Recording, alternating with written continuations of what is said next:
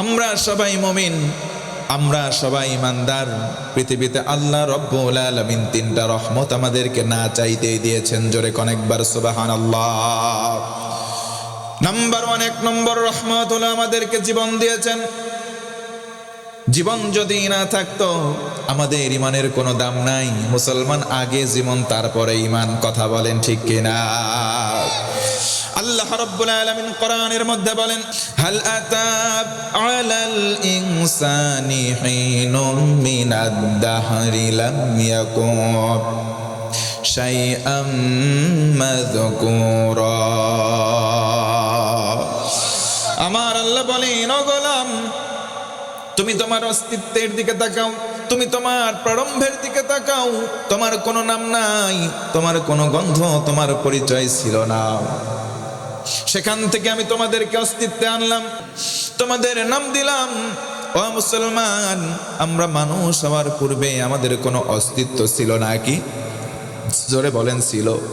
আমাদের কোনো নাম নাই, কোনো গন্ধ নাই। যেদিন আল্লাহ মানুষ রূপে পৃথিবীতে পাঠালেন, শুধু মানুষ নয়, আমার আল্লাহ আমাদেরকে আশরাফুল মাখলুকাত, সৃষ্টির সেরা বানালেন। জোরে একবার পড়েন আলহামদুলিল্লাহ। তার মানে বোঝা গেল আমরা মানুষ হয়েছি, হায়াত পেয়েছি। ও মুসলমান, এটা হলো আমাদের জন্য একটা রহমত। 2 নম্বর ইমান। হিন্দু ঘরে জন্মাই নাই, খ্রিস্টান অন্য কোন ধর্মে আমরা জন্মগ্রহণ করি নাই। আল্লাহ তাআলা মুসলমানদের ঘরে জন্ম প্রদান করেছেন, আমাদেরকে জন্ম দিলেন, জন্ম থেকে মুমিন। এটা হলো আল্লাহ পাকের 2 নম্বর রহমত। 3 নম্বর রহমত হলো নবীজির উম্মত হতে পারা। কোন সুবহানাল্লাহ। অনেক নবী আলাইহিস সালাতু ওয়াস সালাম আল্লাহর কাছে দোয়া করলেন, আল্লাহ, আমরা নবুয়ত চাই না, নবীজির কাছে আমরা যেতে চাই, তার উম্মত হতে চাই, আমাদেরকে নবুয়তের সার্টিফিকেট দিবেন না, আমাদেরকে নবী আপনি বানাবেন না, আমাদেরকে উম্মত বানান, আমরা শেষ নবীর উম্মত হতে চাই। ও মুসলমান, আমরা কোন দরখাস্ত বাদ দিয়েই সেই নবীর উম্মত হতে পেরে খুশি না বেজার? এই 3টা রহমত পেয়েছি, আমরা মুমিন। এই ঈমান আমাদের মাঝ থেকে মাঝে মধ্যে হারিয়ে যায়। ঈমান যখন হারিয়ে যায়, মানুষটা তখন বেঈমান হয়ে যায়।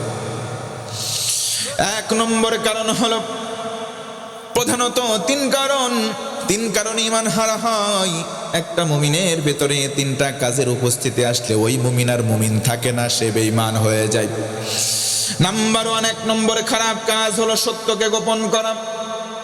ও মুসলমান, বলেন তো, সত্যকে গোপন আমার বাংলার জমিনে অনেক মুসলমান করে কি করে না? একটু আওয়াজ করে বলেন তো, করে কি করে না? সত্যের গোপন আজকে অহরহর বেড়ে গিয়েছে। অথচ আসিদকু ইউনজি ওয়াল কিযবু ইহলিক, রাসূল বলেন, সত্য মানুষকে মুক্তি দেয়, মিথ্যা মানুষকে ধ্বংস করে। সত্য মানুষকে মুক্তি দেয়। এত বড় সুসংবাদ শোনার পরেও মানুষগুলো সত্যের সঙ্গে নাই, মিথ্যার সঙ্গে ঐক্যবদ্ধ হয়ে তারা যেন দুনিয়ায় নামে মুমিন হওয়ার পরেও আল্লাহর কাছে বেঈমানের খাতায় নাম লিখিয়ে ফেলেছে। কথা বলেন ঠিক কিনা?